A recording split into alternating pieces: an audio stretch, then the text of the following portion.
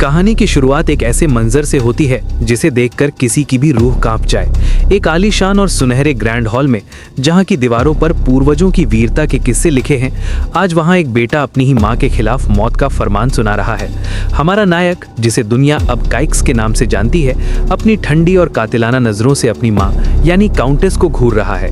Hall में मौजूद दरबारी और सिपाही अपनी सांसें रोके खड़े हैं। काइक्स की आवाज गूंजती है, फांसी, इस औरत को फांसी की सजा दी जाए। वजह इतनी खौफनाक थी कि सुनकर पत्थर दिल भी पिघल जाए। जिस माँ को अपने बच्चे की ढाल बनना चाहिए था, उसी ने सत्ता के लालच में अपने ही बेटे को जहर देने के लिए एक प्रोफेशनल असैसिन यानी हत्यारा भेजा था। काउंटेस, जो खुद को इस साम्राज्य की सबसे चतुर खिलाड़ी मानती थी, बड़ी बेबाकी से मुस्कुराती है और कहती है, क्या सबूत है तुम्हारे पास? एक माँ पर ऐसा घिनौना इल्जाम लगाने की तुम्हारी हिम्मत कैसे हुई? उसे लगा था कि वो हमेशा की तरह बच निकलेगी, लेकिन उसे ये नहीं पता था कि उसके सामने खड़ा ये लड़का अब वो पुराना डरपोक काइक्स नहीं रहा। काइक्स एक इशारा करता है और हॉल के भारी दरवाजे खुलते हैं। सैनिकों के बीच घसीटते हुए वही हत्यारा लाया जाता है। हत्यारा घुटनों के बल गिरकर अपना गुनाह कबूल कर लेता है। काउंटेस का चेहरा सफेद पड़ जाता है, लेकिन वो अभी भी अपनी हार नहीं मानती। वो चीख कर सॉलिड प्रूफ मांगती है। तभी साम्राज्य का सबसे वफादार नाइट आगे आता है और एक फॉर्ज्ड सुसाइड नोट और जादुई अर्थ मेमोरी स्क्रोल पेश करता है। ये स्क्रोल एक ऐसी तकनीक थी जो सच को आईने की तरह साफ कर देती थी। काउंटेस समझ जाती है कि उसका पूरा प्लान मिट्टी में मिल चुका है। उसने काइक्स को हल्के में लेने की जो गलती की थी, उसकी कीमत अब उसे अपनी जान देकर चुकानी होगी। पर असली कहानी तो अब शुरू होती है। जिसे दुनिया एक जीनियस मास्टरमाइंड मान रही है, वो असल में हमारी दुनिया का एक लूजर नर्ड था। एक ऐसा लड़का जिसके पास न तो पैसे थे, न दोस्त और न ही कोई मकसद। उसकी पूरी दुनिया कंप्यूटर की नीली स्क्रीन के इर्द गिर्द घूमती रहती थी। वो घंटों तक वीडियो गेम्स खेलता रहता था, क्योंकि असल जिंदगी में उसे कोई पसंद नहीं करता था। अपनी इसी बोरियत को दूर करने के लिए उसने गेमिंग स्ट्रीम करना शुरू किया। एक रात उसे एक अनजान डेवलपर से एक गेम मिलता है, हीरोज डेस्टिनी। गेम के टाइटल ने ही उसे खींच लिया। अपनी असल जिंदगी की नाकामियों को भुलाने के लिए उसने इस गेम का सबसे खतरनाक हार्ड मोड चुना। उसने खुद को नाम दिया गेम मास्टर। उसे पता भी नहीं चला कि गेम को जीतने की जिद में उसकी जिंदगी के 10 साल बीत गए। 10 साल का स्ट्रगल, हजारों बार मरना और फिर से उठना, आखिरकार उसने गेम क्लियर कर दिया। जैसे ही अंतिम बॉस गिरा, उसकी स्क्रीन पर एक नोटिफिकेशन चमका, बधाई हो, आप गॉड की रैंक में पहुंच चुके हैं। पर जीत की उस खुशी के पीछे एक गहरा सन्नाटा था। उसे एहसास हुआ कि उसने गेम तो जीत लिया, पर अपनी जिंदगी हार गया। तभी गेम ने उसे एक आखिरी मौका दिया। क्या आप एक नए एडवेंचर पर जाना चाहते हैं? मंजिल एलन कॉन्टिनेंट। शर्त साफ थी, वहां से वापस आने का रास्ता सिर्फ गेम पूरा करना था। बिना सोचे उसने यस पर क्लिक कर दिया। एक अंधेरे सन्नाटे के बाद जब उसकी आंखें खुली, तो उसे अपनी छाती में चीर देने वाला दर्द महसूस हुआ।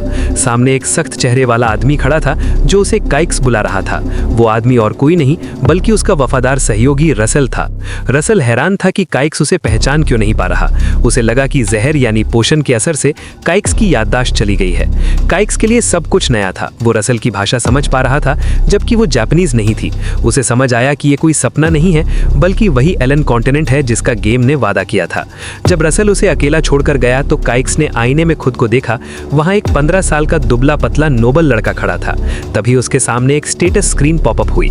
नाम काइक शिकिन, उम्र 15 वर्ष, हालत गंभीर घाव, रिकवरिंग, अप्रूवल रेटिंग 14%, यानी लोग उसे नापसंद करते थे, कॉम्बैट एबिलिटी बेहद कम। काइक्स ने अपनी छाती को छुआ। दर्द इतना असली था कि वो चीख पड़ा। उसने खुद को शांत किया और ठान लिया कि अब उसे इसी नाम और इसी शरीर के साथ इस दुनिया पर राज करना है। उसने गौर किया कि वो सिर्फ सोचकर किसी की भी जानकारी निकाल सकता है। तभी दरवाजे पर दस्तक हुई। काइक्स का दिल तेजी से धड़कने लगा। उसे डर था कि कहीं कोई उसे पहचान न ले कि वो एक इम्पोस्टर है। उसने खुद को संभाला और भारी आवाज में अंदर आने को कहा। एक बेहद खूबसूरत मेड दाखिल हुई जिसका नाम लाया था। वो घुटनों पर बैठ गई और बड़ी विनम्रता से दवा पेश की। काइक्स उसे देखकर मंत्रमुग्ध होने ही वाला था कि तभी उसकी गेम मास्टर वाली प्रवृत्ति जाग गई। उसने अपनी स्टेटस स्क्रीन का इस्तेमाल लाया पर किया। जो जानकारी सामने आई उसने काइक्स के पैरों तले जमीन खिसका दी। लाया सिर्फ एक मेड नहीं थी, उसकी कॉम्बैट एबिलिटी लेवल 3 पर थी और वो एक एलीट स्पेशल फोर्स सोल्जर की तरह ट्रेंड थी। सबसे चौंकाने वाली बात यह थी कि उसका कनेक्शन शिकिन परिवार से नहीं, बल्कि उनके दुश्मन विक काउंट के इलाके से था। वो एक जासूस थी जिसे काइक्स की हर हरकत पर नजर रखने और सही वक्त आने पर उसे खत्म करने के लिए भेजा गया था। कमरे की वो भारी खामोशी काइक्स के कानों में किसी शोर की तरह गूंज रही थी। वो बिस्तर पर बैठा हुआ उस सुंदर लेकिन घातक चेहरे चेहरे वाली मेड लाया को देख रहा था। उसके दिमाग में एक ही सवाल कौंध रहा था, आखिर किसी दूसरे घराने की मेड उसकी देखभाल के बहाने उसे जबरदस्ती दवा पिलाने पर क्यों तुली है। स्टेटस स्क्रीन की बदौलत वो पहले ही जान चुका था कि लाया कोई साधारण दासी नहीं बल्कि एक प्रोफेशनल हत्यारी है। काइक्स को यह समझने में एक पल की भी देरी नहीं लगी कि इस प्याले के अंदर जो कुछ भी है वो उसकी सेहत के लिए नहीं बल्कि उसकी मौत के लिए है।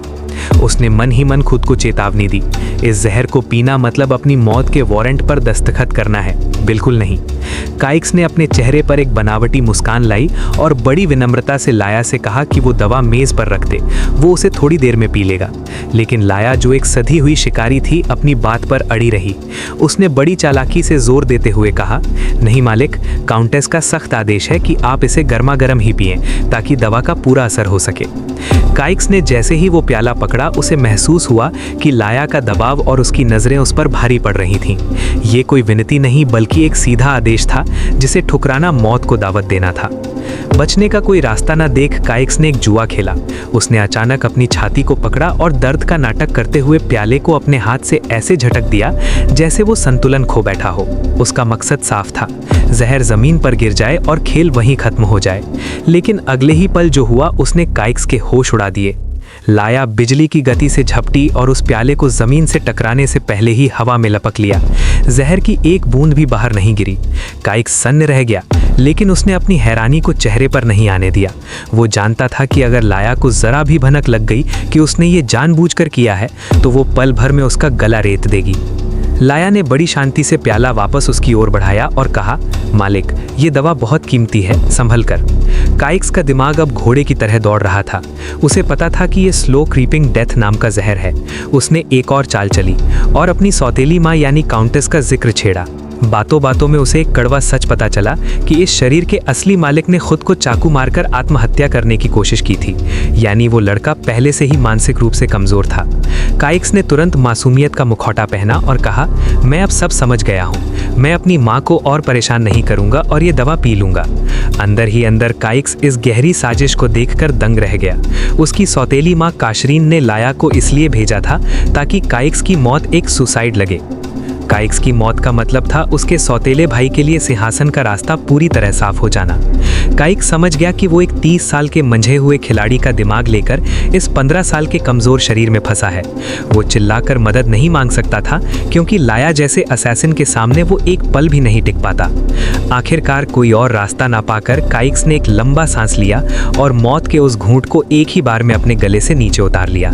जहर अंदर जाते ही उसकी धमनियों में आग लग गई। अब उसके पास बहुत कम वक्त था। उसे अचानक रसेल की बात याद आई जिसने उसे एक टॉप टियर पोशन दिया था। उसने अपनी पूरी ताकत बटोरी और लाया पर दहाड़ते हुए कहा, जाओ और अभी रसेल को बुला कर लाओ। लाया के बाहर निकलते ही काइक्स बिस्तर से नीचे गिरा और उसने अपनी उंगलियां गले में डालकर उल्टी करने की कोशिश करने लगा। वो चाहता था कि जहर शरीर में फैलने से पहले बाहर निकल जाए, पर सब बेकार था।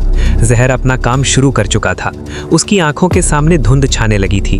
वो पागलों की तरह कमरे का कोना कोना छानने लगा। वो उस पोशन की शीशी ढूंढ रहा था जो शायद उसे इस नरक से बचा सके।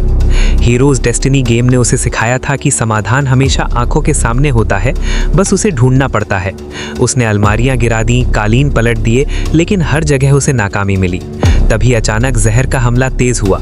उसके फेफड़े जमने लगे और वो असहनीय दर्द से तड़पता हुआ ठंडे फर्श पर गिर पड़ा। ठीक उसी पल धुंधली पड़ती आंखों से उसे कमरे के एक अंधेरे कोने में एक पुरानी और लावारिस बोतल दिखाई दी। हार मानने के बजाय काइक्स ने अपने भीतर जीवन की आखिरी उम्मीद जगाई और बड़ी मुश्किल से असहनीय दर्द में फर्श पर घिसटते हुए उस ओर बढ़ा। उस पुरानी बोतल का ढक्कन खोलते ही एक ऐसी सड़ी हुई और दम घोटने वाली बदबू आई कि काइक्स का जी मिचलाने लगा। वो हफ्तों पुराना सड़ा हुआ बकरी का दूध था। लेकिन तभी एक अनुभवी गेम मास्टर के रूप में उसकी याददाश्त बिजली की तरह खौंधी। उसे याद आया कि उसके प्रिय गेम हीरोज डेस्टिनी में इस घातक स्लो क्रीपिंग डेथ जहर का एकमात्र काट फर्मेंटिंग मिल्क यानी खट्टा दही या सड़ा हुआ दूध ही था। उसके पास अब 1 मिनट से भी कम समय बचा था। काइक्स ने फैसला किया कि उसे ये बदबूदार तरल पीना ही होगा। वो जीना चाहता था, उस लाया से बदला लेने के लिए जिसने उसके साथ इतना घिनौना और डर्टी गेम खेला। उसने अपनी आंखें बंद की और एक ही घूंट में उस सड़े हुए दूध को पी लिया। उसके तुरंत बाद दुनिया की सारी रोशनी उसकी आंखों के सामने बुझ गई और वो बेहोशी के गहरे सन्नाटे में डूब गया। जब काइक्स ने दोबारा अपनी आंखें खोली तो उसने रसेल को अपने सामने पाया, बिल्कुल वैसे ही जैसे उसने इस दुनिया में आने के पहले पल में देखा था। काइक्स को एक पल के ये भ्रम हुआ कि शायद उसने रीसेट बटन दबा दिया है और वो अतीत में वापस आ गया है। उसने लड़खड़ाती आवाज में रसेल से पूछा कि क्या वो फिर से वापस आ गया है, लेकिन रसेल उसकी बातों पर ध्यान देने के बजाय कमरे की बिखरी हुई और तहस नहस हालत को देखकर बुरी तरह बिफर पड़ा। रसेल की दहाड़ कमरे में गूंजी, शिकिन घराने के वारिस होकर तुमने इस राजसी कमरे को क्या अस्तबल बना दिया है? फर्श पर इस तरह पस्त क्यों पड़े हो? मैं तो डर गया था और हीलर बुलाने ही वाला था। काइक्स चुपचाप लेटा रहा और राहत की लंबी सांस ली। उसे एहसास हुआ कि उसने मौत को चकमा दे दिया है।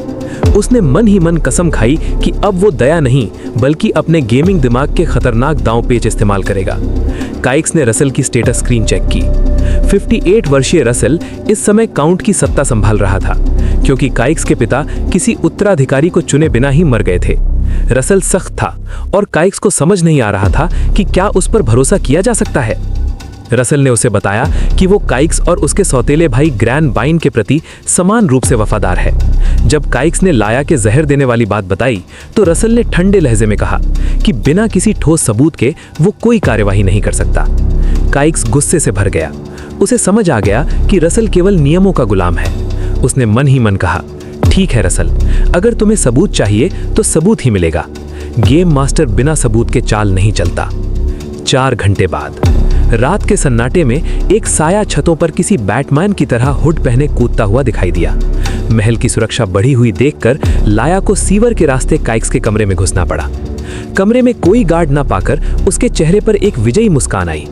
बिस्तर पर चादर के नीचे एक शांत शरीर को देखकर उसने मान लिया कि काइक्स मर चुका है। उसने बड़ी चालाकी से अपनी जेब से एक फर्जी सुसाइड नोट निकाला और उसे मेज पर रख दिया। उसने उस नोट पर काइक्स की असली मुहर लगाई ताकि ये दुनिया की नज़र में एक आत्महत्या लगे। लेकिन जैसे ही वो पलटने वाली थी, कमरे के अंधेरे कोने से एक गरजती हुई आवाज आई, एक कदम भी मत हिलना। इससे पहले कि लाया कुछ समझ पाती, रसेल ने उसकी गर्दन पर एक ऐसा सटीक वार किया जिसने उसे सुन्न कर दिया।